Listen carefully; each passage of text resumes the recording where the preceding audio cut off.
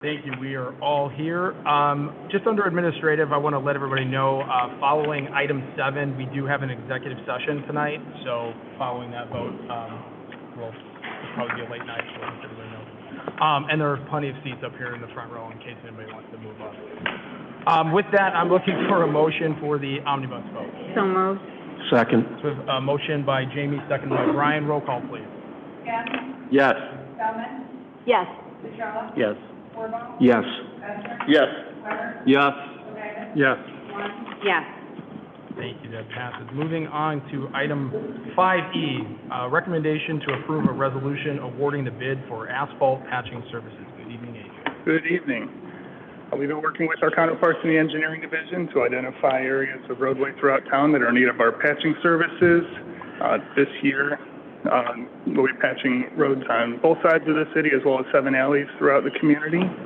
Our bid called for a 2-inch grind and overlay program, so this isn't a full depth base. This is just a quick shave and pave resurfacing.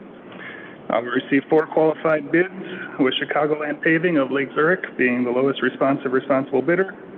Chicagoland has won the bid each of the last 2 years, and they performed well for the city.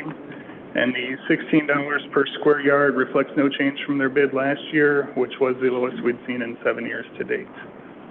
Happy to answer any questions. Will you have an interactive map online so people know where you're resurfacing? Certainly put up a project website, sure. Okay.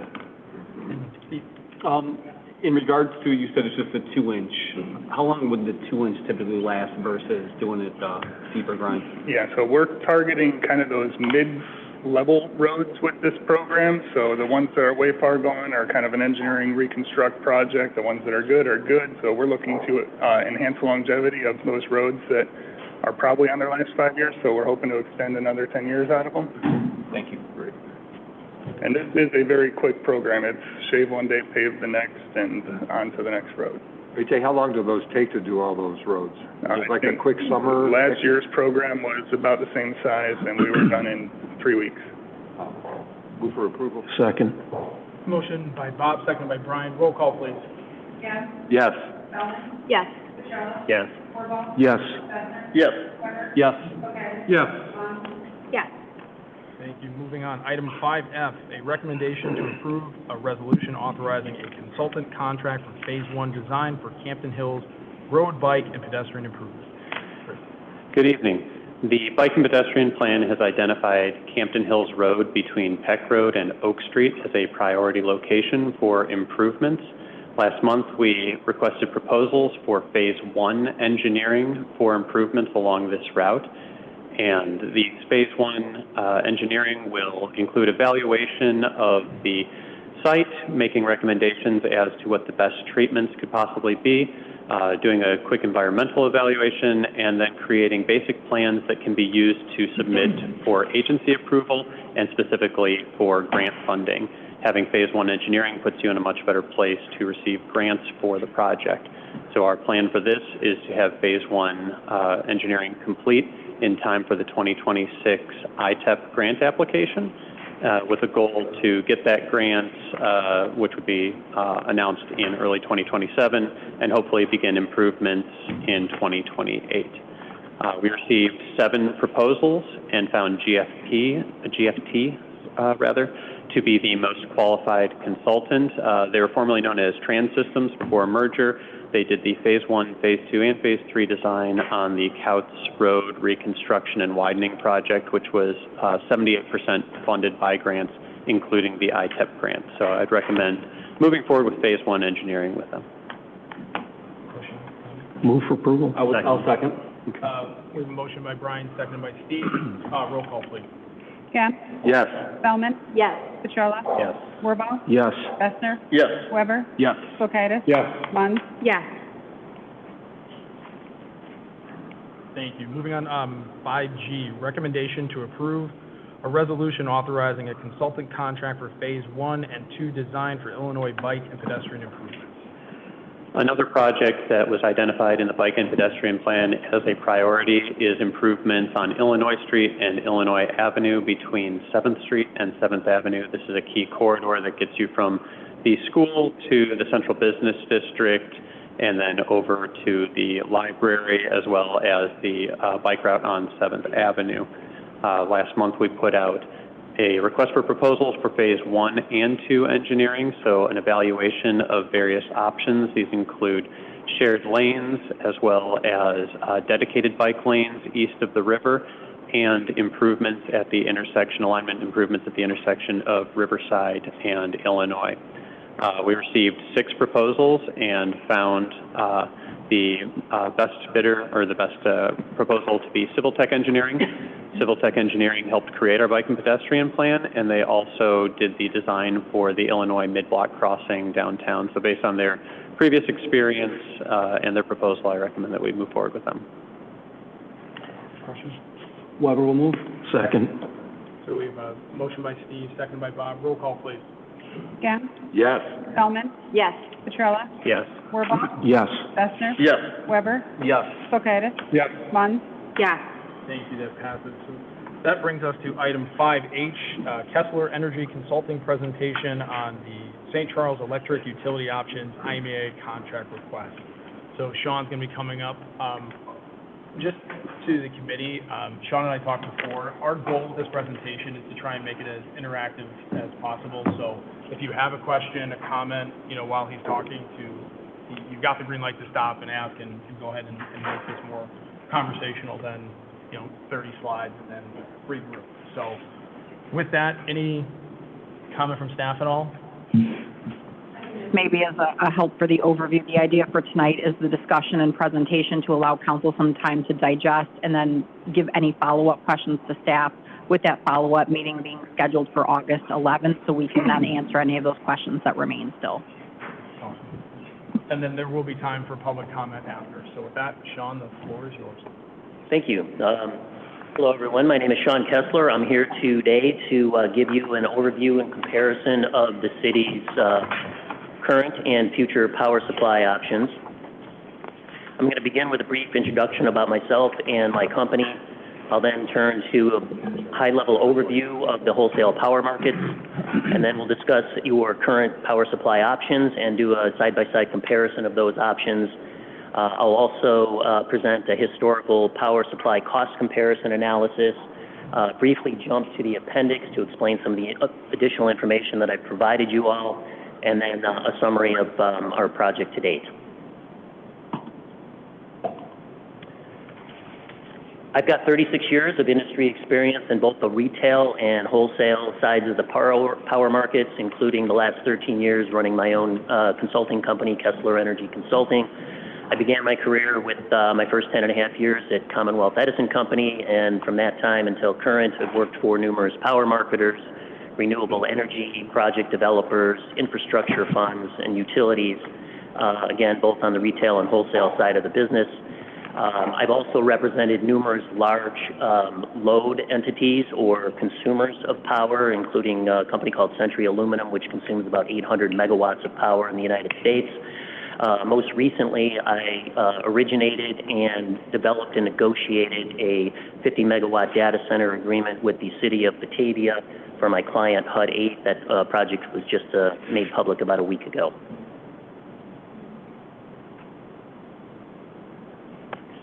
So just a brief view of how the wholesale power markets work. 25 years ago, if you lived in Chicagoland, you would buy your power from ComEd. They own the generators, they own the transmission lines, they own the distribution or wires lines that you see running in the alley behind your house. They own the meter on the side of your house. So it was a one-stop shop for everything. That market has changed significantly on the wholesale side about 20, 25 years ago, where the wholesale power markets were deregulated. Now, any number of companies can own the power plants. There's over 380 power plants in the state of Illinois, and I would venture to guess there's probably at least 100 different owners of those power plants. They compete by bidding their power into the wholesale power market, and the lowest cost wins, basically.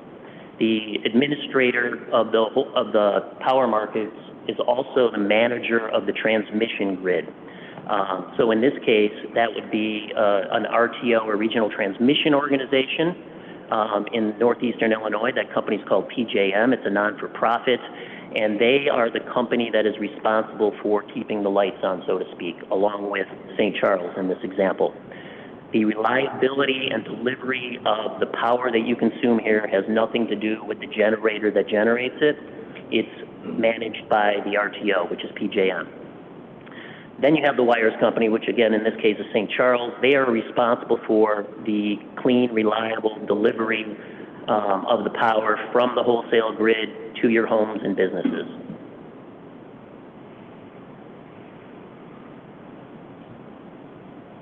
Just a quick map to show you what the RTOs are. We are in PJM, which is in the northeast corner of Illinois. It's a very large regional transmission organization that balances the generation and retail customers and load for about 150,000 megawatts of power in their 13-state grid.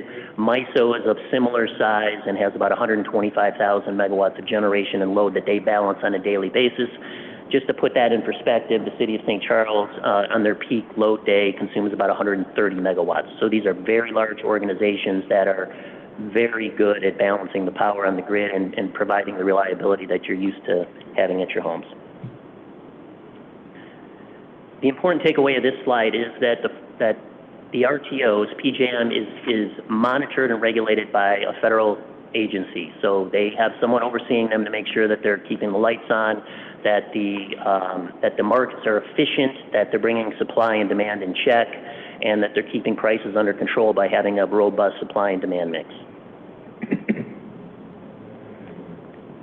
These markets buy and sell energy. Even IMEA, who serves your power needs, they actually bid their generation into the PJM markets, and those coal plants get ramped up based on whether or not their bids are successful. Okay, let's move on to your power supply options. I think most of you are somewhat familiar with these, but we'll go into a bit more detail.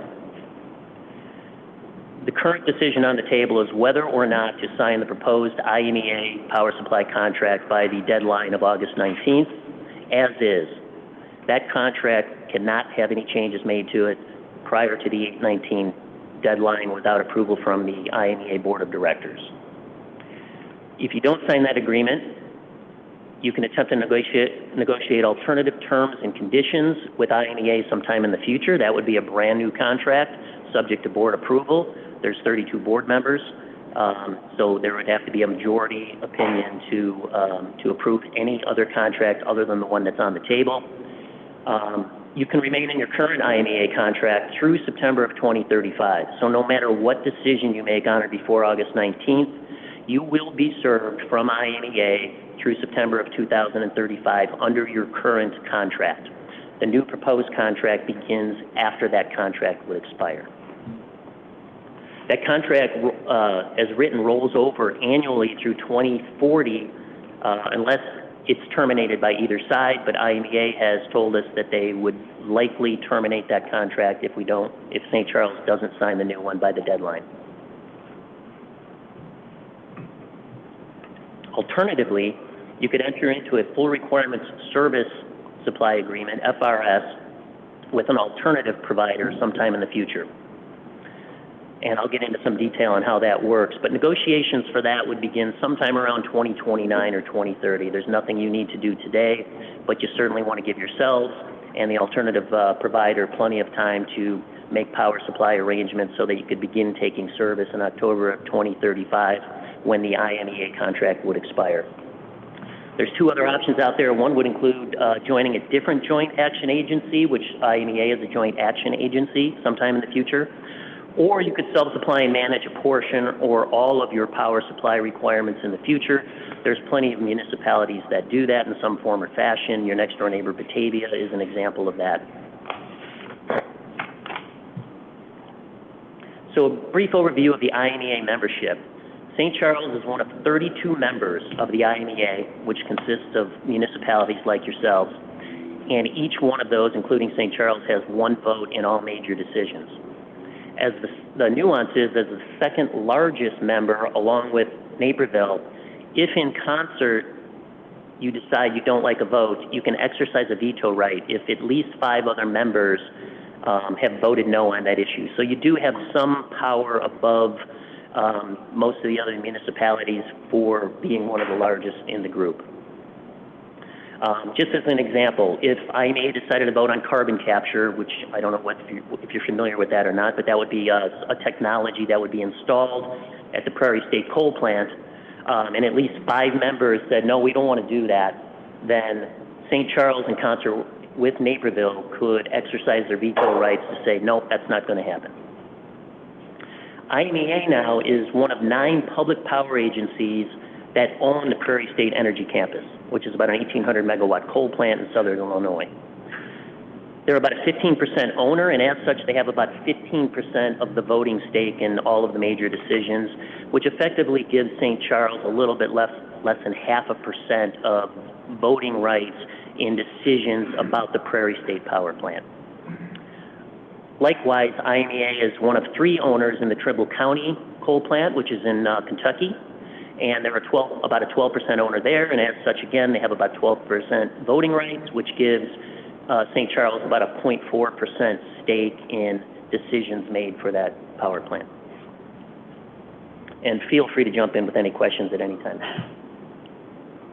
So the current power supply contract, it was executed 20 years ago, and it had an initial term beginning in 2007 through September of 2035. I spoke about how the contract can roll over. Now, St. Charles does not have a right just to terminate this contract because they don't like the price or they don't like the terms, but they do have legal remedies at law in the state of Illinois for events such as breach and negligence and default. IMEA provides St. Charles with full requirements power supply. That means everything that you need so that when you flip your light switch on at home, the power's there. That includes energy, capacity, ancillary services, the transmission service, market participant service, regulatory oversight, et cetera. Now, PJM, as I mentioned, is the actual provider of the transmission service and the ancillary services to IMEA, and then IMEA passes those line item costs through to St. Charles at cost. The rates for the remaining power supply, which is basically the energy and the capacity, those are at contract rates set by IMEA. They are not fixed prices. They're based on IMEA's revenue requirements, which are determined annually and with a look back based on their cost to provide all of the power and services to St. Charles and the other communities. So you've got a new contract at hand that they've asked you to sign. That was actually presented back in February of 2024. And that contract would begin at the expiration of the current contract. So October 1, 2035, this new contract kicks in, and it would go for an additional 20 years, basically extending the relationship with IMEA from now for another 30 years. The IMEA, as I mentioned, has imposed a deadline, most recently of August 19th, to make a decision on that contract.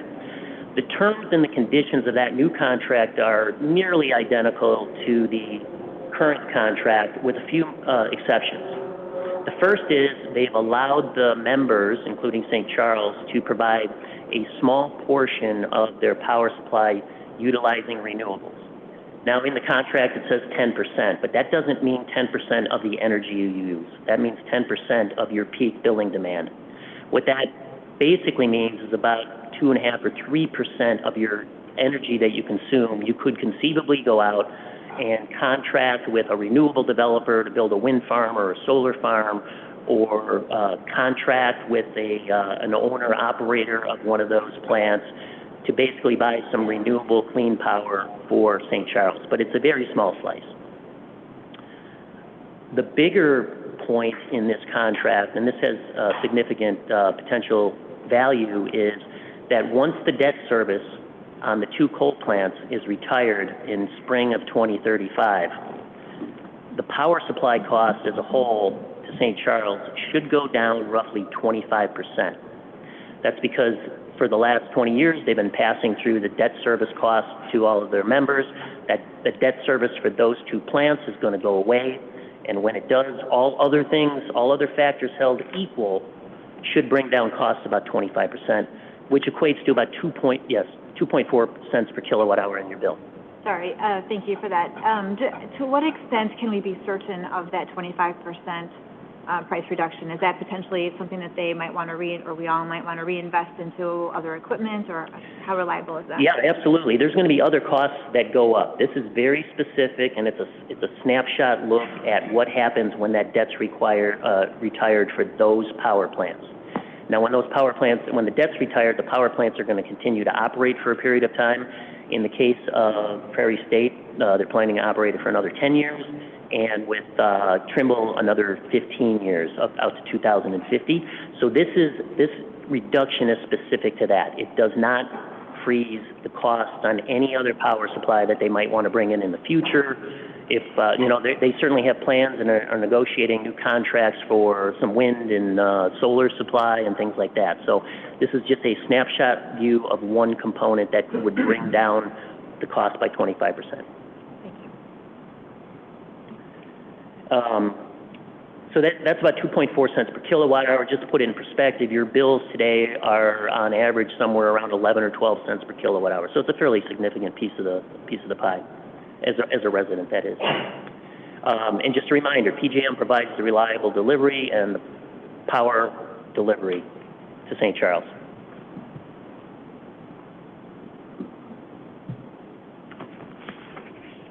Okay, continuing on. IMEA has also developed a sustainability plan of zero emissions by 2050, but they make no commitment in the contract to do so. I fully think that their intentions are good. I'm not saying they're otherwise, but that is not memorialized in the contract. For instance, I'm not sure if you're familiar with this, but there's something called the CEJA law, which in the state of Illinois has put limits on emissions with the ultimate goal of having zero emissions from fossil fueled plants by 2045, beginning in 2035. So that means all coal plants, all natural gas-fired plants are going to be required to either ramp down or put in technologies that remove all of the emissions. So is the reason why something isn't explicitly laid out in the contract is because you're member directed? So if you had 100% of municipalities wanted to go and do something that wasn't in violation of CEJA, it's very difficult to write a contract that would be able to project. So that's why something like that's not in the contract. I think that's a perfect way to describe it. IMEA describes it as a relationship contract where you can't put everything in there because of the 32 members, but they're certainly acting on behalf of their members because they vote on everything, right? So by example, since it's not in the contract, if CEJA was waived, yes? It's my understanding there were some changes proposed in Springfield that didn't pass this last session. Do we, IMEA, or maybe as in your capacity, do we know, will any CEJA changes be brought up in veto session? Do you happen to know? Is anything going to change, do you know? Yeah, I haven't followed that, so I don't know. What they have done is given the municipalities a little longer time. IMEA has until 2038 to reduce their emissions 45% from current levels. So you'll see that in fact, you'll see that in this energy mix graph. When you see that gray bar going down, that's reflective of IMEA ramping down the output from the Prairie State coal plant. But if CEJA becomes null and void, which is, I think, a possibility, then Prairie State could continue to run through its useful life. That would be a decision that's made by the board, by the members. So the 32 members would vote whether or not they want to continue to operate that plant. And that could, the useful life is 2055 and beyond. They could run that plant for 50 or 60 years. Why, not to put you on the spot, why do you think it's a possibility that CEJA might go away? I'm concerned. I've been in this business a long time. I'm very concerned on what the power supply mix might look like in the future. They're not allowing, there's not going to be new coal plants built. They're putting very restrictive regulations on the gas-fired power plants, which are a great and clean form of power supply. But it will be cost prohibitive to build those with emissions controls to basically take all of the emissions out of the air. So it would be cost prohibitive, and I think it would probably put Illinois at a disadvantage from a business perspective, and power supply costs could go up substantially, and there could potentially be reliability issues as a result. So I'm concerned that they're going to be able to keep that in place and still have economic power prices for all the citizens. Yeah. You mentioned the owners of Prairie State and that IMEA would vote if they wanted to do something different down or some sort of program or implement some sort of technology. But the ownership is a compilation of other municipal agencies, correct? So we're 15%, the IMEA that we belong to, so the voting really is dependent upon how the others vote as well to, That's right. to implement any of those changes, to clarify, because it sounds like it's not just IMEA, it also depends on what the other municipal agencies, how they vote, the 85%. Absolutely. As mentioned, you've only got IMEA only has a 15% stake in Prairie State, so they have, 15 out of 100 votes. Okay. And with Trimble, they have 12 out of 100 votes in making the decision whether to keep those plants running or shut them down or install carbon sequestration. So Okay. they don't have a lot of power in steering that ship one way or the other. Thank you. Yes. John, can you please help us understand what happens if we were to not renew with IMEA to the Prairie State coal plant? Would it produce less? Would it shut down earlier? Or just go to other places? Yeah, so if St. Charles or any other members don't sign the new contract, beginning October 2035, IMEA and its remaining members will have excess capacity and energy from the coal plant. They will continue to bid that project into the PJM and MISO markets. It'll continue to get dispatched. But what will happen is that extra energy and capacity that St. Charles doesn't use, or maybe St. Charles and Naperville doesn't use, will then be sold back into that PJM market at either a profit or a loss. Sorry, just a follow-up question. I'm just trying to understand, if we were to not go with IMEA, would we be contributing to less pollution until 2050? Or would it continue to output at the same level, would just go to other places? No, you will, at that point, when your contract expires with IMEA, you will no longer have any sort of relationship with them or with the Prairie State coal plant. So you will be buying your power from an alternative provider at that point. I understand, but would they be making less pollution because we're not? No, they're going to continue to operate the same regardless of whether you're taking the power from them. If you don't take it, they will be dumping it into the wholesale power market and it will be consumed by the broader market. They're going to continue at the same level of output until they close down? Yes. Okay, thank you. With a nuance. In order to meet the CEJA requirements in 2038, their plan is to ramp down the units, either cycle them on and off, or run them at a slightly lower level in order to meet that 45% emissions reductions. But other than that, their plan is to continue to offer those into the marketplace. Thank you. Okay. So all of that said, a majority of St. Charles's energy is going to continue to come from coal until at least 2038. It's about 80% coming from coal now.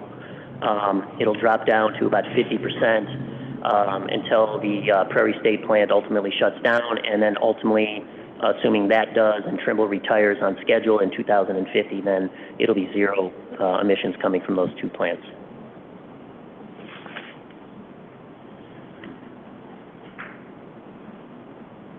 Okay, another option you have is if you don't sign this contract, you can start negotiations in the future with a third-party power supplier or an alternative provider to provide that same product that IMEA is providing for you today. This can be achieved via a competitive bid process. And St. Charles could likely expect, I'd say, 5 to 10 or more qualified respondents if an RFP was put out on the market.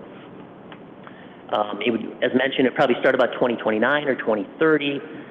Take somewhere in the ballpark of 6 months from the time you start the RFP process to the time you're signing a power supply contract.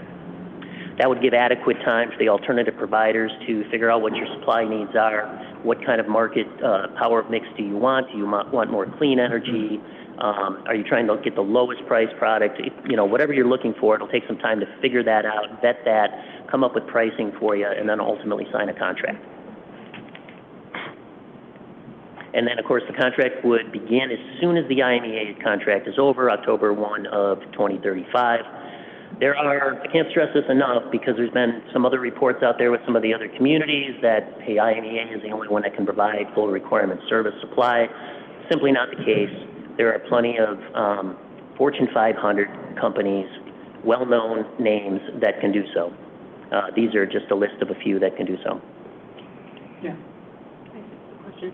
Of these that you have listed up here, are you able to share with us who in Illinois these particular providers serve?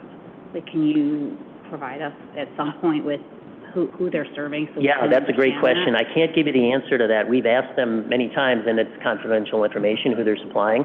Now, they don't. Fairly easy to figure out, though. I mean, isn't that kind of public information when you go to municipalities? It's actually the contracts, the buyers and sellers aren't publicly made available. What's made available is how many megawatt hours they're selling in the state of Illinois and what price,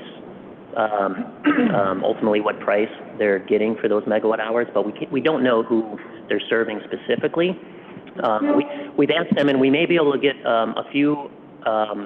They need to get permission because the mayor has asked if he could have a conversation with some of these folks, either the corresponding mayors or the head of the generation cooperatives or whoever. So we're working on that, and we're hoping to do that before August 19th so the mayor and others can have a conversation with them. But we know that they are servicing people in Illinois, communities in Illinois. They are definitely serving communities in Illinois. They don't serve a lot of large municipalities like St. Charles right now, but that's for a pretty simple reason. The state of Illinois doesn't have nearly as many municipalities that are out there in joint action agencies as some of the other states do. It's just more nuanced than some of the other states.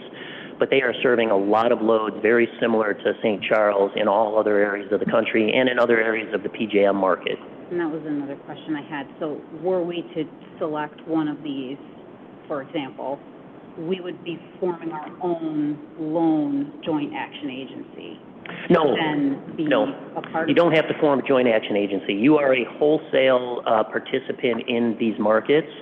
So you would just enter into a bilateral contract with one of these providers, and then they would provide you everything you need, all the power you're getting today, and they would provide all of the services that IMEA is providing. So it's pretty hands-off. Your utility department wouldn't have to add staffing or anything like that. You don't have to go through any legal process. You have the right to buy wholesale power today. You're buying it from IMEA. Tomorrow, you buy it from NextEra.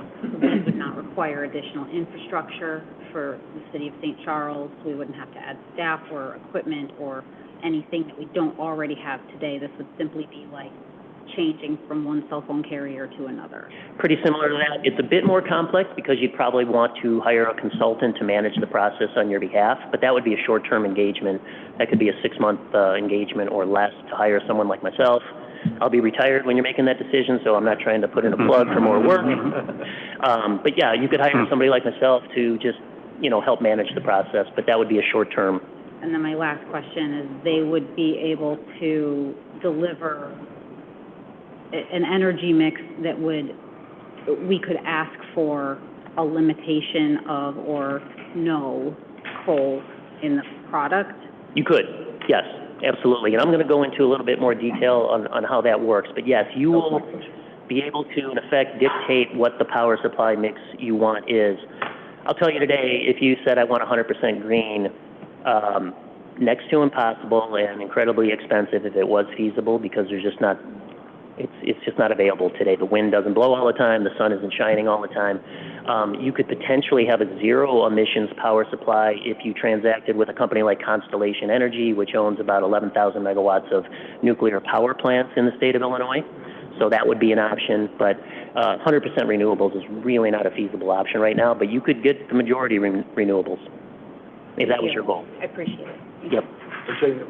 As you mentioned before, so all of these already are with PJM interconnection to be able to take our power, put it on PJM. That's how we get it currently, correct?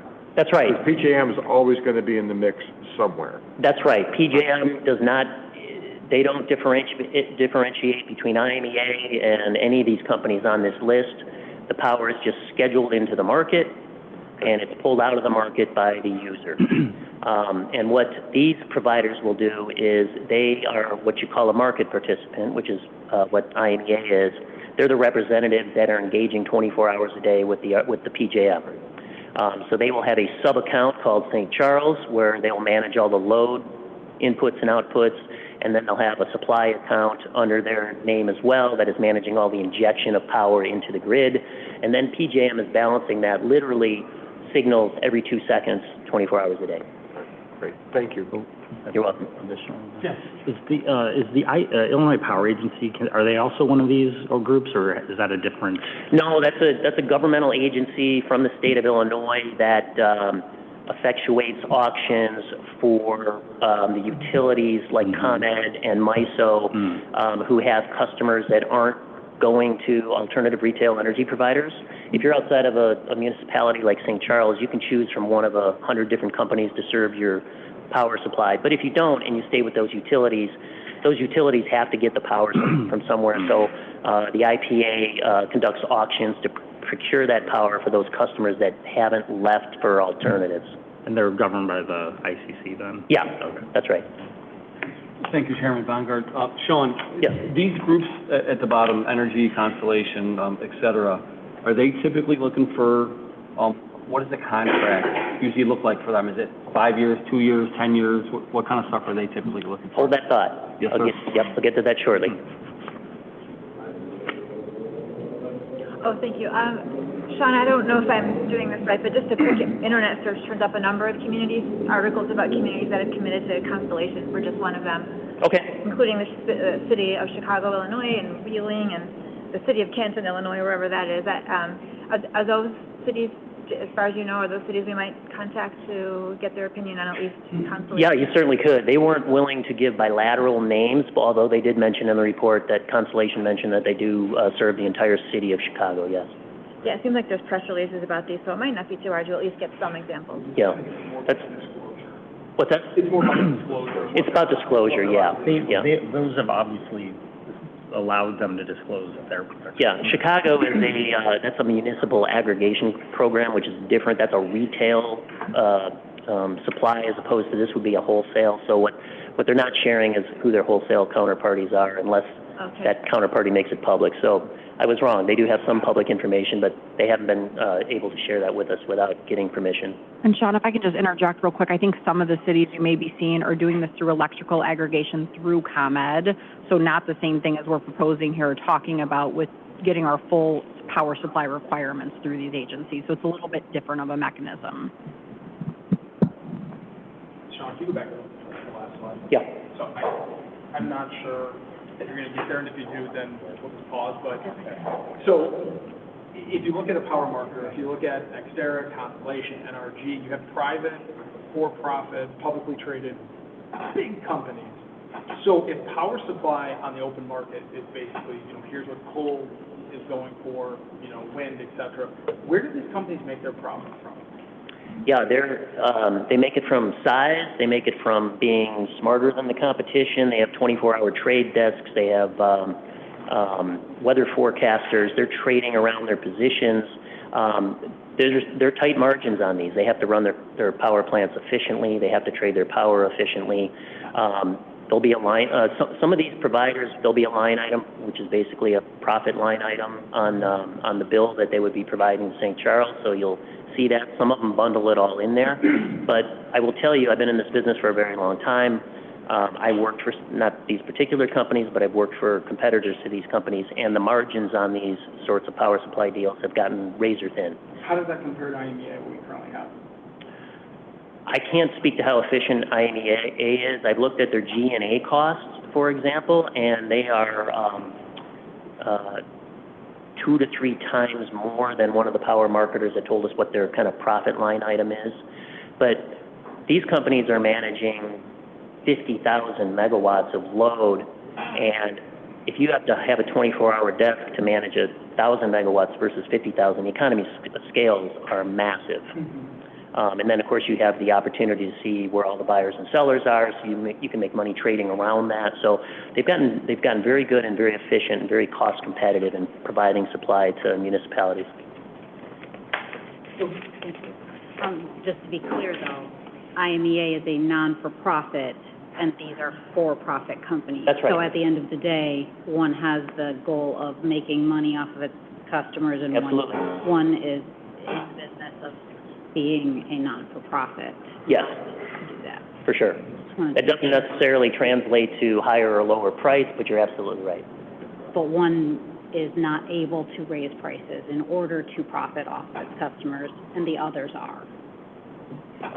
Yes, but I would just say that the list of 5 companies you see here, there's another 5 or 10. Actually, there's over 100 in Illinois. I picked 5 of the largest because you don't want to do business with a small mom and pop shop that might disappear overnight, right? So you want a credit-worthy counterparty. These folks, they all know each other. They all know that they're going to be bidding against each other for your service. So they're going to push the price down as low as they can and still make some money. Thank you.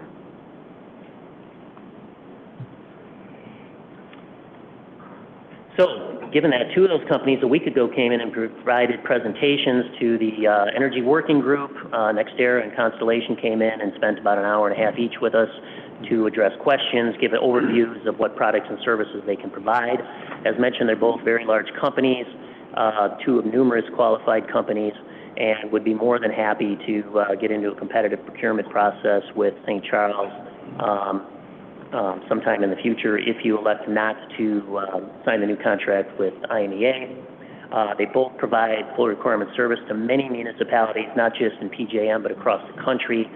NRG mentioned specifically that they have more than 20 such municipalities similar to St. Charles that they're serving today just in the PJM footprint, which is a fairly small percentage of the entire country. And both of these companies are doing so in pretty much every market in the country. They're serving tens of thousands of megawatts of load. Just by comparison, I think IMEA's peak load is somewhere in the ballpark of 1,000 megawatts or so. Some of their product offerings, I think you had mentioned or asked about the terms of the contracts. Generally speaking, they're not out there looking to do 20, 30-year terms. There's a lot of risk associated with that for both the buyer and the seller. You can't look out and get any transparency on what power costs are going to be in the future, so you'd be taking a purely speculative position that you may not be able to, obviously you can't get out of it once you've signed the contract. So it'd be like buying a stock and saying you have to hold it for 35 years. But they provide contracts as short of a term as you want, and both had mentioned that they could go out, they've got contracts that go out 10 or 12 years. I'm sorry, go ahead, no, you go ahead. Thank you. This might be a silly question, but is there any such thing as going 50% of our business with IMEA and 50% with something else? Do we have to make a 100% one supplier or another decision?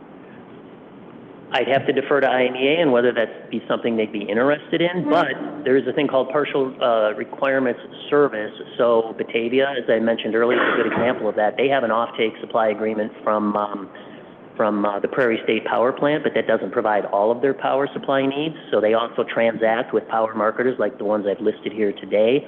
And then they hire a third-party service out of Minneapolis, Minnesota that manages all those market participant services I've talked to, all of the 24-hour-a-day interactions with the RTO market so that they don't have to do it. So their utility staff hasn't had to grow any larger than what your folks have here. But that is a partial requirement. But if IMEA said, yes, we'd be willing to cut your supply in half and you guys go out and figure out how to get the rest, then by all means that could be done.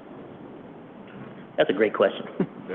So the terms, again, 1 to 12 years, it's interesting. It's almost kind of the opposite of IMEA, unless I misunderstood. They seem to say they want a longer contract and are saying that will provide stability, whereas these folks are saying it's much better to have shorter contracts. Is that, I'm understanding that right? Do you have any idea, I know you can't speak on behalf of IMEA, but why so different? I mean, that's... No, I can absolutely speak on behalf of IMEA on this.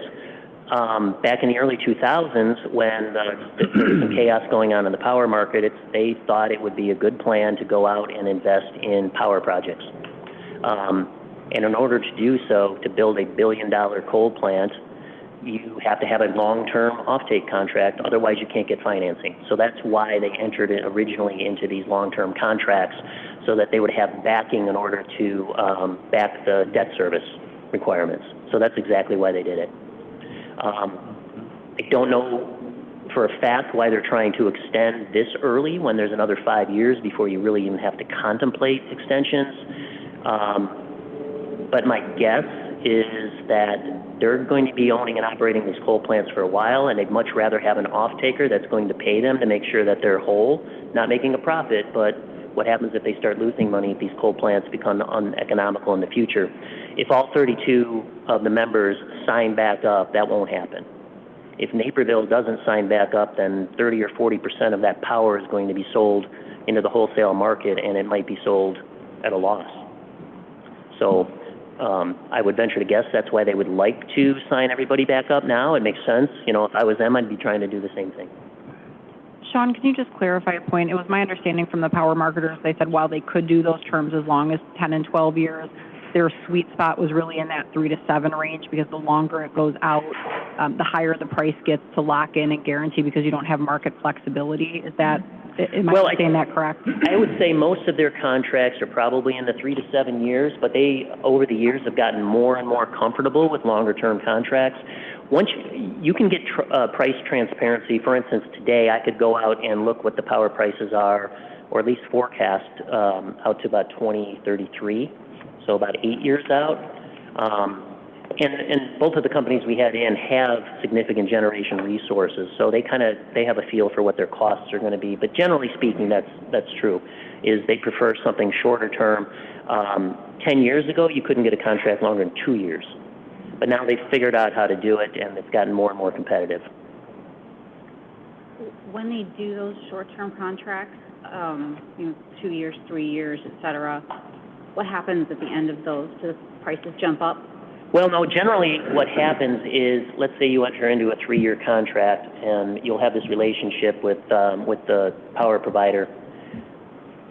Probably the best thing you can do is you start working on rolling into the 4th year, right? So as you're burning through the first year, you're adding a year on the back end. So you're kind of keeping a rolling 3 years or 4 years or whatever contract term you're comfortable with, so that you're adjusting with the market.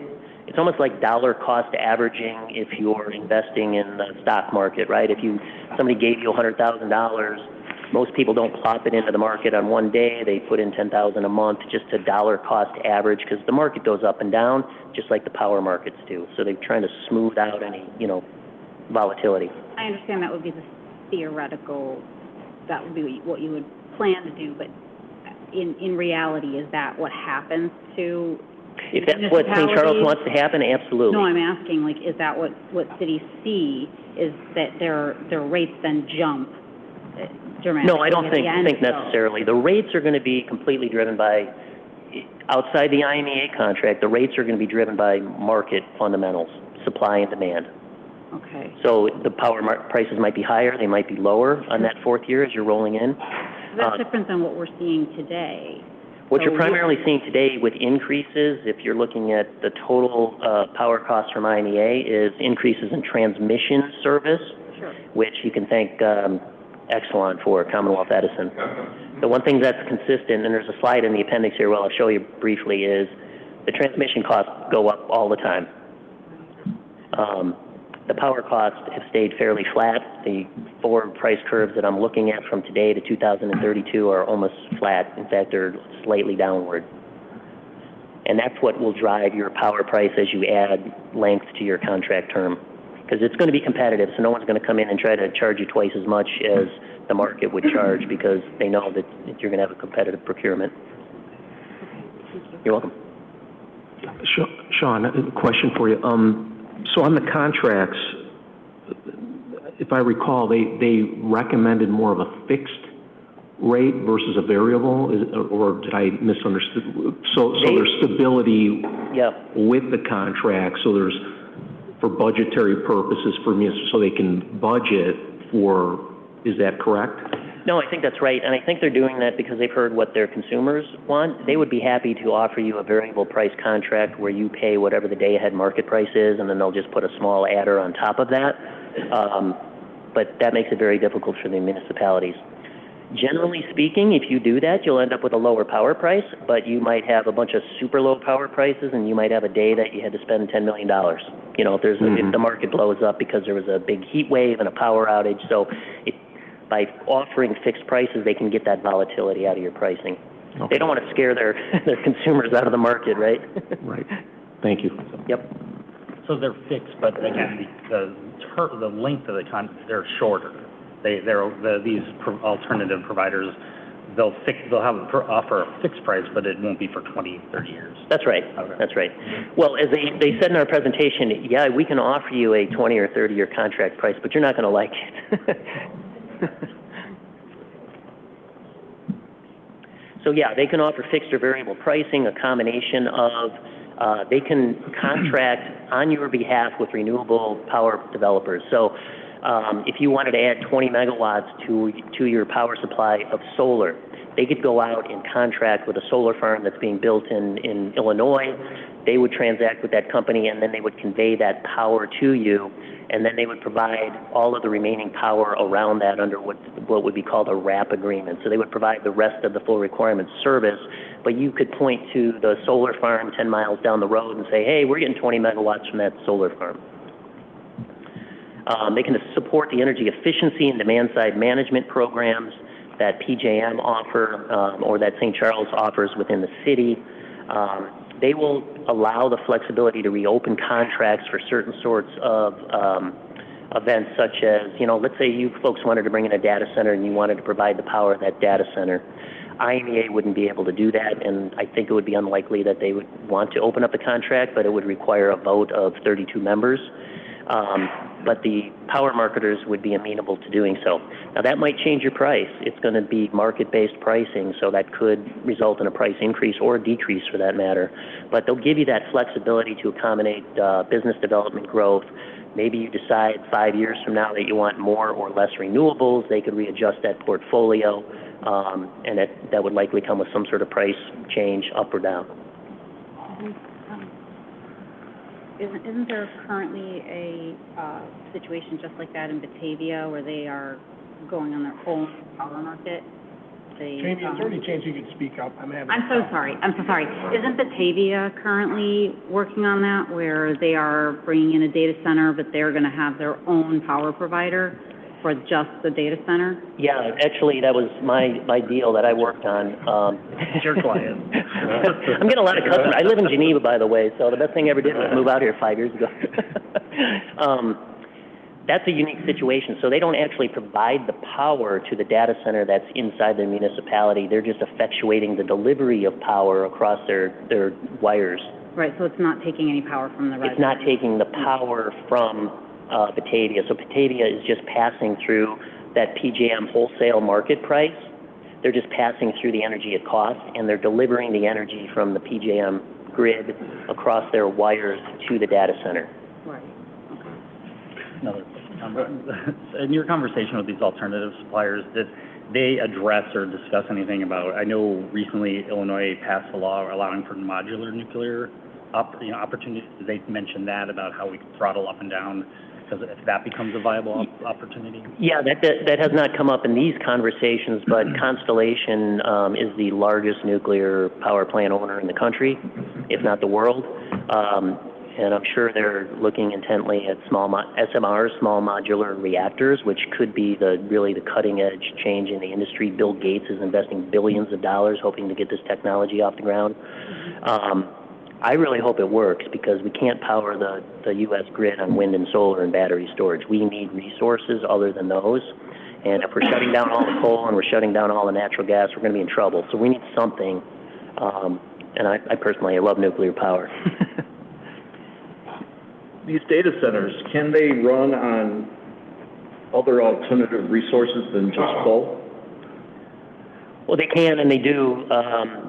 For Batavia, and I'll show you this in the appendix, they'll be buying power from the quote-unquote grid, which is a mix of all sorts of generators. So it'll be much lower percentage coal than, say, St. Charles, which is currently around 80%. If you had a new supplier tomorrow and they were just providing power from the grid, I believe in PJM, and I've got this in the appendix, is somewhere in the ballpark of about 20% coal. Okay. Alternatively, they could contract directly with Constellation, which one of the big 5 data center companies just did for a nuke plant down in southern Illinois. So they'll be buying 100% nuclear power, so they'll have 0 emissions for that data center. Okay, and then one more question. These 5 or 6 different agencies that are going to supply power as well, are they going to be, at a certain level of coal being used in 2030?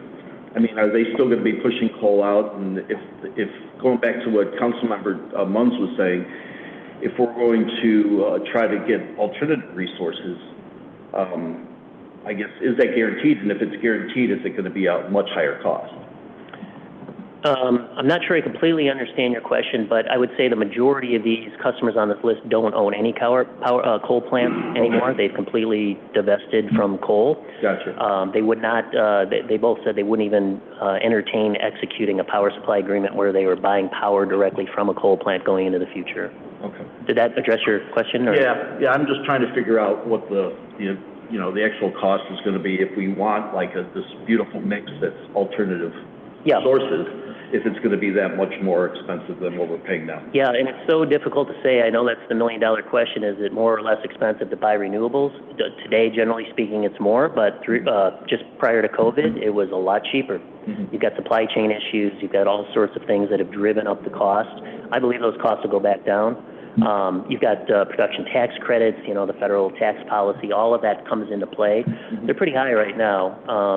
But again, I think that those costs will continue to come back down in the future. I know this is your guesstimate, but what kind of horizon for those costs to come down would you expect? Yeah, I don't even want to guess. I just have to see how the economy, your guess is as good as mine at this point. You can't predict the future? If I could, I would have been retired a long time ago. Right? Okay, I got it. There's. Thank you. Oh, I'm sorry, did I miss something? Thank you. Yeah. So, okay, do you have any idea, like, in Illinois, we have the most nuclear plants in the country, if I remember correctly? By state, I believe. And they're owned by Constellation, correct? Yes. Okay, they bought it from, what, ComEd, right? At one time? Constellation is was a wholly owned subsidiary of Exelon. Excellent. But yes, those were all So they just formerly shifted that. ComEd nuclear plants, and then they ComEd, became okay. Exelon, and then they were spun out. So Constellation is a completely separate company now, but yes, those are ComEd nuclear plants originally. Do you know, I mean, I don't know if you're gonna know this question or not, but do you know when these, for specifically Illinois, you know when the plant's license expires?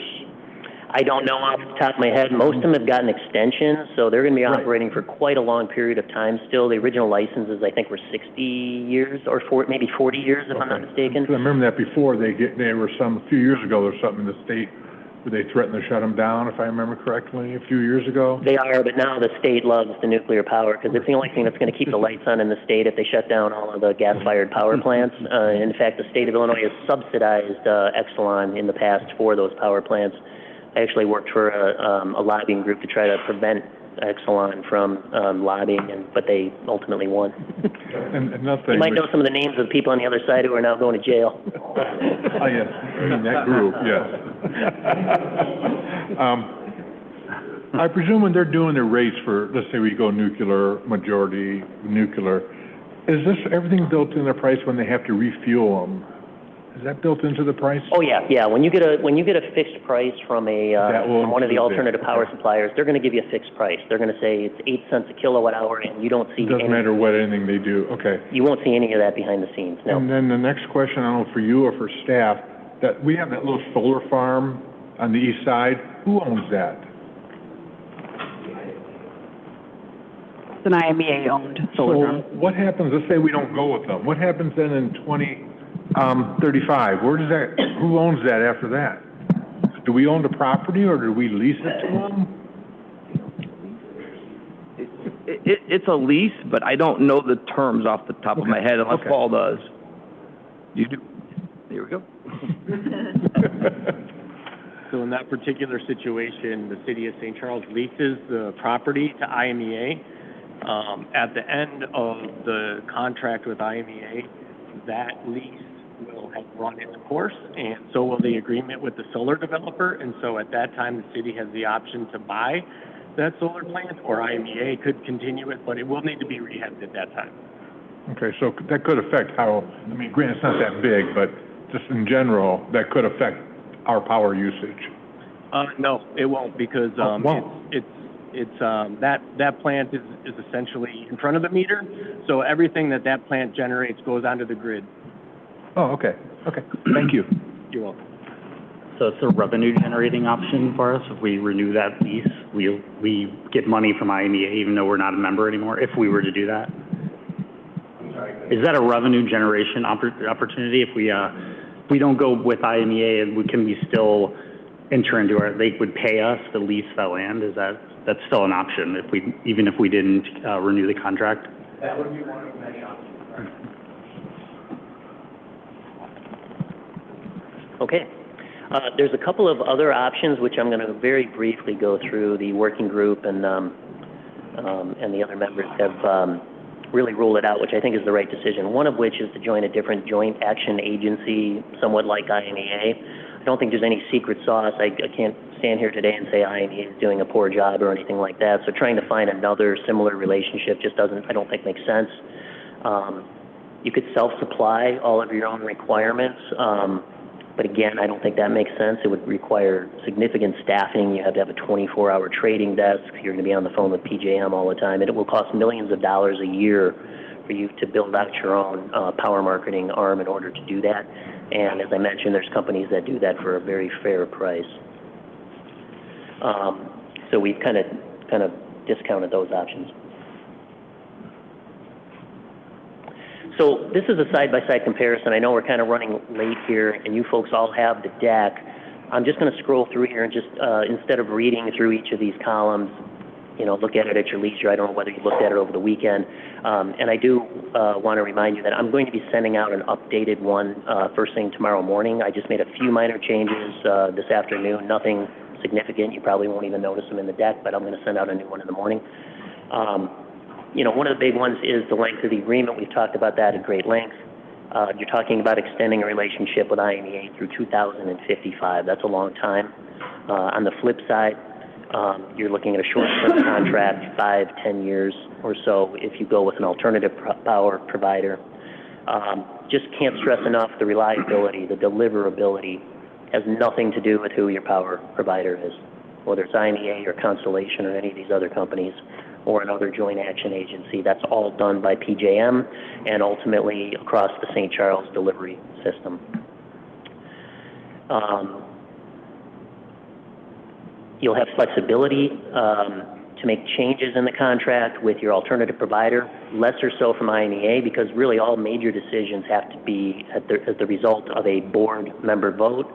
So it has to go through the process there, so it'll be a slower process, and you'll have to get the majority of the municipalities or the members to agree to that. And pretty much when there's a change made to the contract, what they'd like to do is make the change to all 32 contracts. So what you think might be a minor change on yours, all 32, the majority of those members have to agree that it's a good thing for them as well.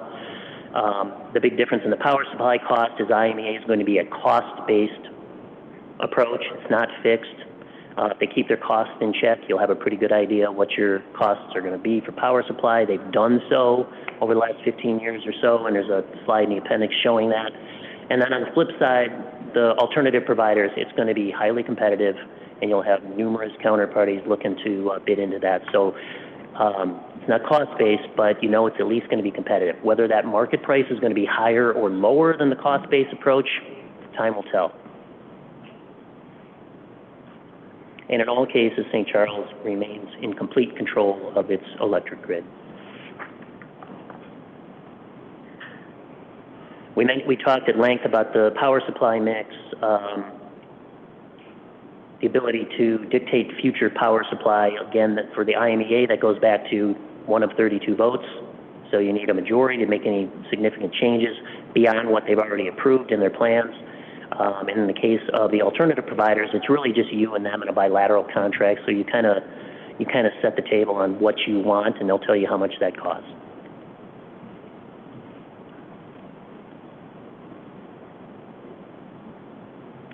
This, again, I think we've all kind of covered, so I'm going to skip through this, and if you have any questions, I'm more than happy to follow up on this. I was also tasked with coming up with a historical power supply cost comparison. And I'm going to start with just kind of an overview of why that is so difficult.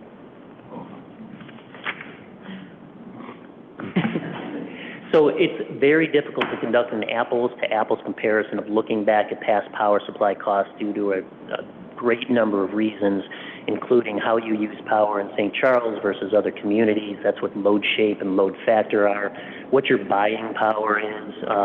If one of these power providers is selling 2 megawatts to a company and you're buying 130 megawatts, that's buying power, right? You're probably going to get a better price. We talked about contract term. When you look at this data, you could be looking at comparing your 20-year price from IMEA to a 2-year contract that was signed from a competitive provider when the wholesale market prices were just really low. So there's tons of factors that just kind of make it difficult to really do the side-by-side comparison, including some line item charges that you folks get charged that others on the grid don't for a few different reasons, which I can talk about when we get into the next slide. And then, very importantly, the customer mix. You have residential customers, you have commercial customers, you have industrial customers.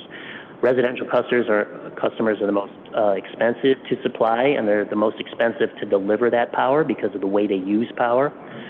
Commercial is less expensive than that, and generally speaking, industrial is less expensive than commercial. So if I look at St. Charles and want to compare it to the average retail power marketer, I have to try to adjust those to make sure that the customer mix looks the same, because if I'm comparing to an alternative provider that is only serving commercial and industrial customers, their power price is going to look a heck of a lot lower than what IMEA is charging you. Yes? So if you're working with a power marketer 10 years from now and they're not going to disclose, a comparable, apples to apples community, how do you know if you're working with a power marketer that the rates or the offer that you're getting from them is the best deal? I think you're going to get that through the competitive procurement process, because you're going to get more than 5. I mean, there will be companies lining up to provide power to St. Charles. So you're going to have an RFP process where you're going to get pricing from, I would say, at least 10. And it's only limited by the fact that you're so large. If you were 20 megawatts, you get 30 respondents. But there's some companies that this is a lot to chew, big bite to chew. So you'll get a competitive response. You'll be able to look at the prices and the products side by side and determine whether or not, it's going to be competitive. But that may not be the best deal, right? Because there's 5 companies that are all billion-dollar companies that are looking at this going, well, I would quote this at $6, $7, $8.50, et cetera. They're all kind of in the same ballpark as they're competing there, but that may not actually be the best market-driven price if you were with a joint action or somewhere else, 5, 10 years down the line, because it is so much driven by what the industry is telling you that this price point's at. That's right. You can't, I can't say that. To say that a power marketer is either more cost-effective or less than what is really, if you believe that the 6 people making the bid are giving you the fair dollar. Yeah. I can't say whether competitive prices are going to be higher or lower than cost-based prices. I'm certainly not making that statement. I don't know what the case is going to be. All I can guarantee you is it's going to be competitively priced. You'll see those prices come within 5 or 10% of each other. Like if we had 10 offers, they're going to be pretty tightly. So that said, I've done the best I can in the following slides to reconcile the price differences, to try to give you an indication of how IMEA kind of stacks up from a price comparison compared to what if you had gone with a retail power marketer back in 2016, for example. So that's what I've done here. And the reason I chose 2016 and through 2023 is I wanted to kind of reconcile it with IMEA historical price data, and that's how much price data I had back to 2016, just to make sure that when I look at what IMEA is saying, it jives with what the other data source that I used to do this comparison did. And it does, in fact, jive pretty well. The source for this information is the Energy Information Association, the EIA, which is a federal government agency that collects data from all of the end users and the generators, and the data they collect is on an annual basis, and it's how many megawatt hours did you sell in this particular market, and what was the total revenues that you collected for selling that power. Just for my colleagues, I don't know if everyone can see the labels of the bar charts very well. St. Charles is purple and the average power marketer is orange, correct? It's hard to see the labels. That's right, yeah, I'm sorry. Yep, that's the case. Okay. So St. Charles is on the right in purple, yes. So when you look at that graph, you're like, holy cow, I paid 3 cents a kilowatt hour more under IMEA than I would have under the alternatives. But if you'll remember the previous slide, we need to make some adjustments to that. And those adjustments include what you're seeing here on the right in these bullets. St. Charles's delivery service charge, the wires charges from the village are different than ComEd's charges, so that's a factor that needs to be adjusted for. St. Charles, unfortunately, is served at a lower voltage wholesale transmission service than the larger, say, Naperville is. So St. Charles is served at 34,000 volts, Naperville is served at 138,000 volts.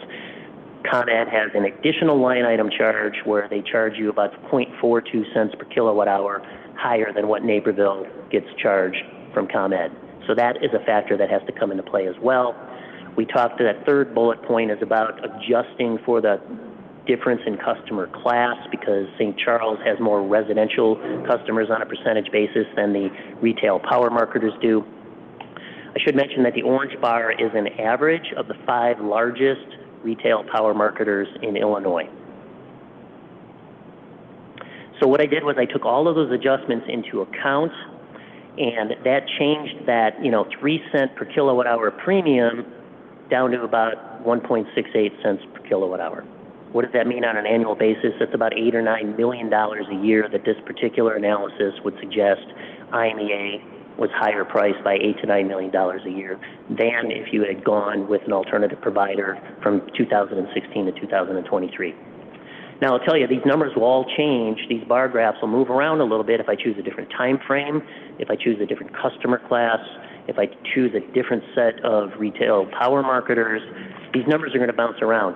What will be consistent is you're always going to see IMEA higher, but it'll be by a different amount. So they're all going to be going up and down. They might be a little tighter, might be a little wider, but the general theme is, based on this analysis, you're going to see IMEA being higher than the alternatives. And just point of clarification, then, Pete, so in large part, that's going to service the debt for the investment that we've made.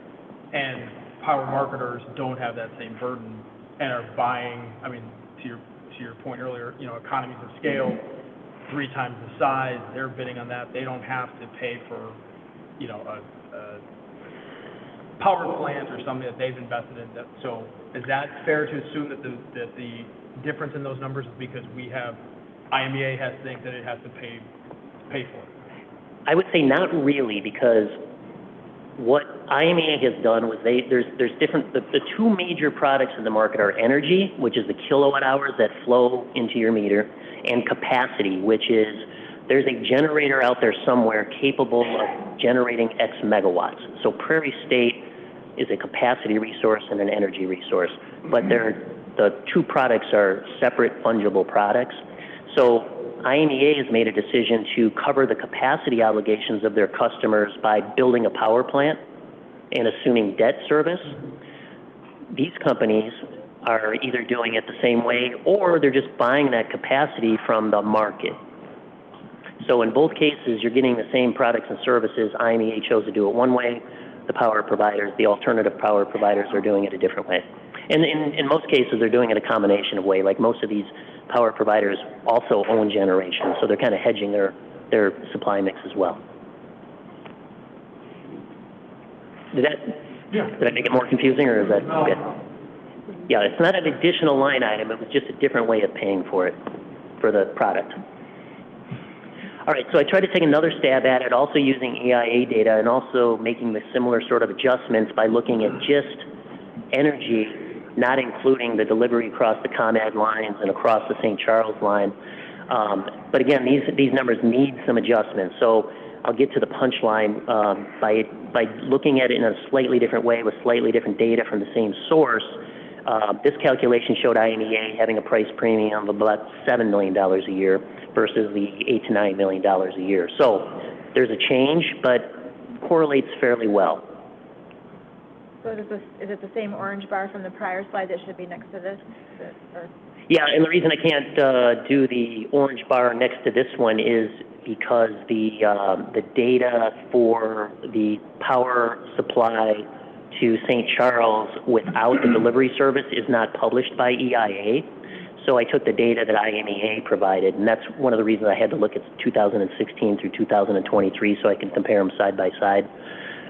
So this is IMEA saying, here's how much the delivered cost to the border of St. Charles was from 2016 to 23, and then I compared that to the EIA data and adjusted it accordingly. I'm going to skip over the summary for a second and just point out a few appendices for you, just so you give you a brief overview of what these are. So I mentioned the two products, one of which is capacity. You teed it up perfectly, Ryan. So IMEA, 20-something years ago, decided to buy their capacity by building a power plant. Alternatively, the RTO, PJM, does annual capacity auctions where you can just, people buy and sell the capacity. The loads buy capacity, the generators sell the capacity. And as you can see, that can be highly volatile from year to year. It was the lowest prices ever just a couple short years ago, and now it's the highest prices the market's ever seen. It's supply and demand. There's a bunch of factors that go into this. That description on the right, read that tonight or tomorrow if you'd like, but it just gives an overview of some of the different factors that go into the pricing. So the capacity price, the portion of your total bill, can be very low or it can be fairly substantial. 2.7 cents is where the auction cleared a week ago for the capacity, which is about roughly about a fourth of your total delivered electric bill right now, so pretty substantial. But it was only about 2.5% of the bill, you know, when at its low point. So just wanted to point this out, that you do get some, from IMEA, what you do get is some future understanding of what at least some of your power price is going to be. Because one of the important attributes of the IMEA contract is when that debt goes away, they're not going to start charging you based on the market's capacity prices. They're just going to say, hey, you know what, you already paid for that capacity. Now, whether or not their total bill is going to be higher or lower, we still don't know because there's so many other factors. But this one was provided by IMEA, and what they're trying to show here, and I think they do so very well, is that their power prices remain consistent over the years since they went back to 2014.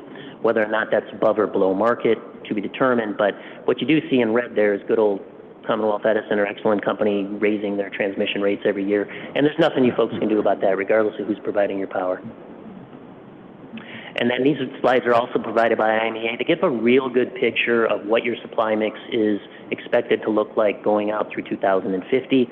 You can see where the coal plants start ramping down in that 2035 and 40 bar graph area, where they start ramping down Prairie State because of the CEJA requirements.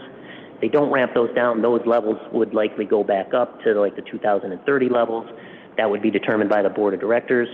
And then in 2045, per CEJA, they're retiring Prairie State, so you see take a significant drop. And then in 2050, they retire Trimble, and you can see where they're replacing a lot of that power supply, or the energy mix, with wind and solar power.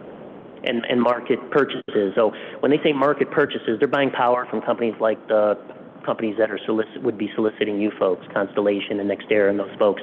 They're doing business with these folks all the time. Can I ask a question? So as you get to the end of that, as we're moving along year after year, if the sun isn't shining, as you say, or the wind's not blowing, that red bar could be much larger. Is that possible, dependent upon? Yeah. Yeah, okay. So what's going to happen is they're going to enter in, IMEA will enter into power supply agreements or power purchase agreements, PPAs, with developers of wind and solar farms. So the wind and solar farm is going to build the project. These are projects that have been in development for years. They'll sign a contract with IMEA, and when they do so, they'll have the backing of all of you members, and they can go out and get financing to build a $200 or $300 million wind farm or solar farm. They can't guarantee the output. It's what you call as generated. So you will get, IMEA will get all of the wind and all the solar generated, but you don't know what that's going to be exactly.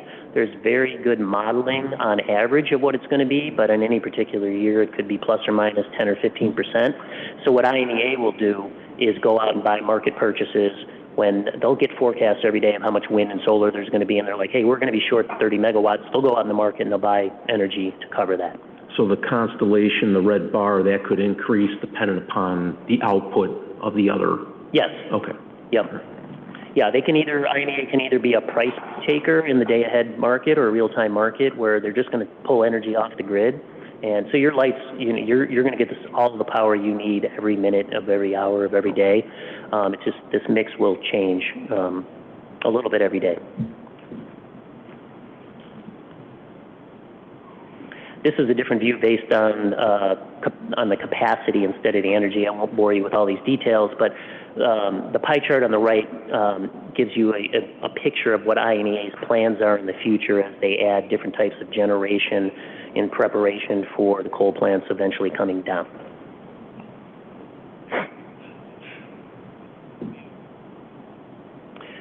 I just wanted to give you a feel for what the power supply mix is in the state of Illinois now. There's a lot of generation in Illinois, 45,000 megawatts of nameplate generation compared to 115 megawatts of peak load roughly for St. Charles. So there's a lot of generation out there. It's a plethora of different types of resources.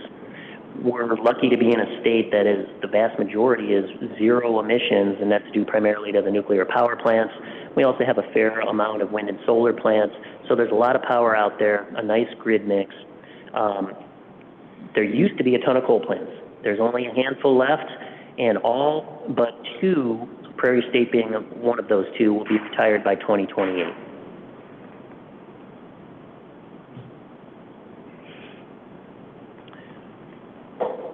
These are the proposed power plants in Illinois. So some of the reports I've seen and heard, hey, it takes 10 years to go out and buy renewable power because there's not enough projects out there. That's how long it takes from scratch. There are plenty of renewable power projects out there to be just waiting for someone to sign a contract and to finish their interconnection process with the different RTOs. I've worked in this business for a long time. I've worked and represented a lot of wind and solar farm developers, and the single biggest bottleneck in getting these projects built is having an off-taker to buy it. So if you want to buy it, they will build it. Roughly 75,000 megawatts, about 65,000 or 70,000 of that is wind and solar farms that could get built in the state of Illinois if they've got off-takers. Okay. Now that I bored everybody to death. In summary, hold your applause. So you've got a decision to make by August 19th.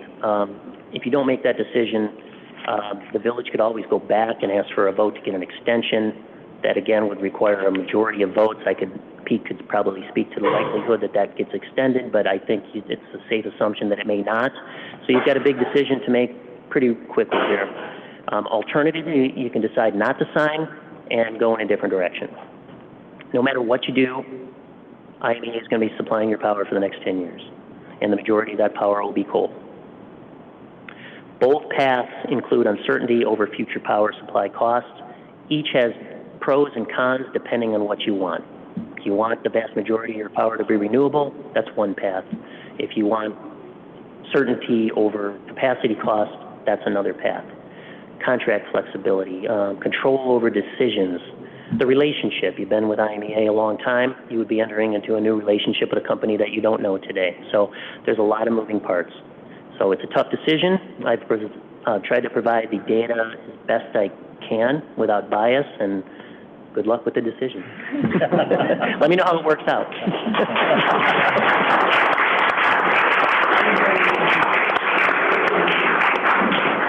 Before we let Sean escape the podium, does anybody have any additional questions, comments, thoughts? Steve's staring right at me. Mr. Mayor? No, I think it was a great presentation. Thank you very much. I truly believe it was unbiased, which was something that I've always been, personally concerned about. But hearing the presentation, I felt really good about everything that you put together, and I really appreciate the work and the due diligence that you did to present it in a way that is very easy to digest. So I appreciate that. Great, thank you. Ryan, could I just make one request of you? Just for interest of transparency, could you give everybody a little bit of a background as to how we got to Sean and what the committee's been doing, just to provide a backdrop of how we got to this presentation tonight?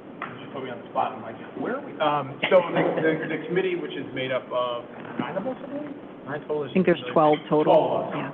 So the committee's been meeting every Tuesday originally was an hour and a half, and it's 2.5, 3 hours. It's going. It's 5. I think we hit 5 the last time.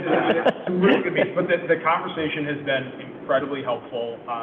We've been talking a lot about what potential other options are. Obviously, spending more time exploring our current relationship with IMEA. This past week, we did have the opportunity to sit down with the help of Sean to hear directly from outside power marketers.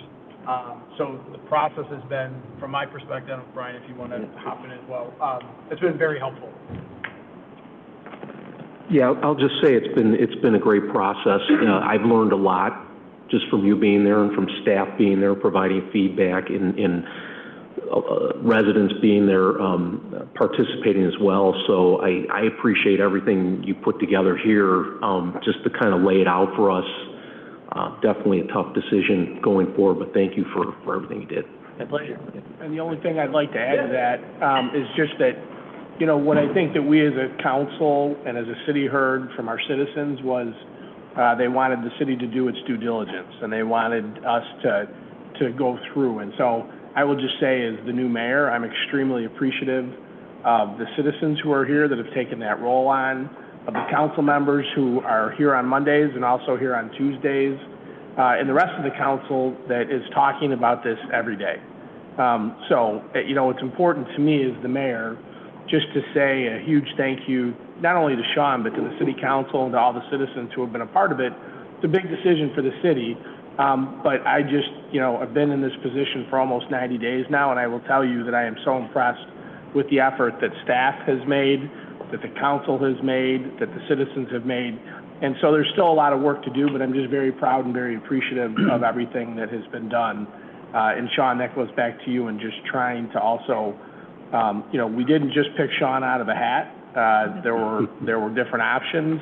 We vetted those different options. The goal was to try to find somebody that was going to present the information in a fair and unbiased way. You did that. And I just wanted to make sure that, I'm talking to a select group here, but we also have, these are on YouTube and others. I think I'm very proud of the process. There's still lots of work to be done, but I appreciate, the way that you have put together all the information that the committee has heard over the last 8 weeks, which includes attorneys reviewing the contract, IMEA coming up, council's decisions, discussions, questions. So I just want to add that so that everybody's aware of how this was all put together. And Ryan, I really appreciate your leadership on that. I thank you, of course, for your work. We also have to thank the mayor, of course. I think you came into office and you really, from my point of view, you led this effort to get as much information in our hands as possible. So I want to thank you as well. So because it's been very helpful. So thank you. So with that, we will move on to item 6, which is public comment. I will just give a friendly PSA that anyone who's wishing to come up and talk, make comments, you have all the time that you need. Just please state your name and just be mindful time-wise of the people that might be behind you and what ground they want to cover. So with that, we are open for public comment. I have comments not on electricity. It's whatever you'd like it to be on. Whatever. You're spared. I'd like to comment on the bike ped. I'm Tom Anderson, 712 Horn. Bike ped work that the city has done so far, and I think you've all noticed that on 14th Street we got a crossing which is going to be safer, and then on Illinois at the river got a crosswalk going and the bike trails going on either side of Illinois. The future work, in particular, on Campton Hills Road, Post Office to Peck. Right now, you can't even walk along there. So that's going to be a basic need that is going to be wonderful. And get your first phase done, second, third, whatever it takes. But that's a missing link in the 3rd Ward. Is that right? Half and half. Oh, half and oh, that's it. They split the 5th and so okay. Colleagues from the 5th Ward have to wait on that. They passed the buck back and forth. Okay. So anyway, the comment I'd like to make is on the new plan of 7th to 7th. At this point, having lanes go from 7th Avenue down to the river, very appropriate. I think it's worked out very good on Illinois. As far as going up the hill, you got to follow me, on Illinois, Right now, we're going to 3rd Street, and we go south a couple blocks, and you go Oak Street. And Oak Street takes you all the way out to Randall. I'm not sure why we need trails on additional bike trails on Illinois from 3rd Street to 7th Street. The hill is more. If you're biking, it's a lot easier to go the other route. Art? Come on, Art. So anyway, I'd like to consider that. You already approved it today, but the other need, I think, is, and where this fits into the future budgets, the Fox River Trail. The worst intersection from Elgin to Aurora is at Illinois in St. Charles. You don't have room to stack people. If you go there with a few grandkids, which I've done, you just can't get across.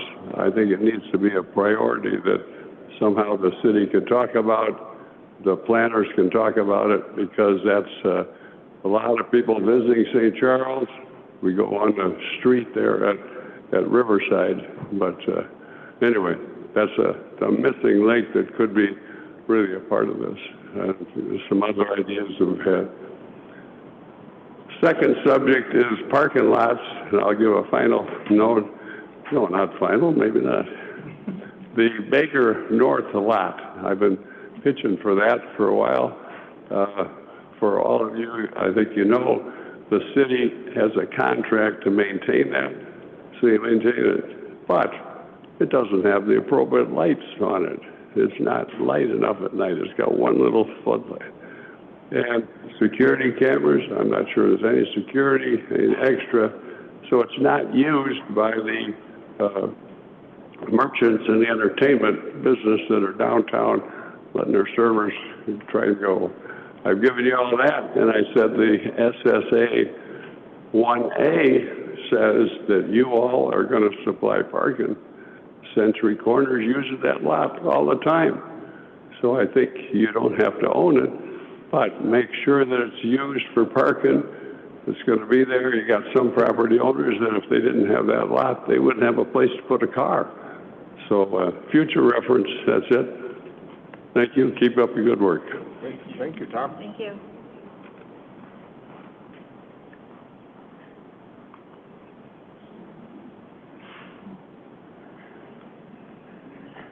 Hi, this is Tom Crooker. I live in St. Charles. I think I really like the work that was done today. I just wonder if there's one more question that needs to be answered, and that is that IMEA is a not-for-profit. When you say that, it sounds like, you know, their pockets are empty. And not-for-profit means there's some limitations that you can do with the profit that you make in any fiscal year. But it doesn't mean that you can't make a profit. Now, I did work for a non-for-profit, and I do know they made some money. I don't know how much they made, but I do know they were a non-for-profit. And I do know that the managers were very highly compensated annually with, I'm forgetting now what that word is, but they got an extra payment. And so I don't think we should think that IMEA is about to go broke. That's my comment. Thank you. Thank you. Anyone else? No? Oh.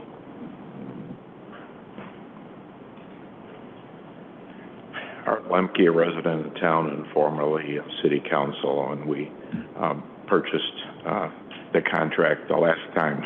And what I can say is my hat's off to all of you and citizens who were involved, because this is not an easy, I was hoping it wouldn't be a snap decision tonight, but it really isn't an easy decision, and I wish you well. We'd like to hear more about it.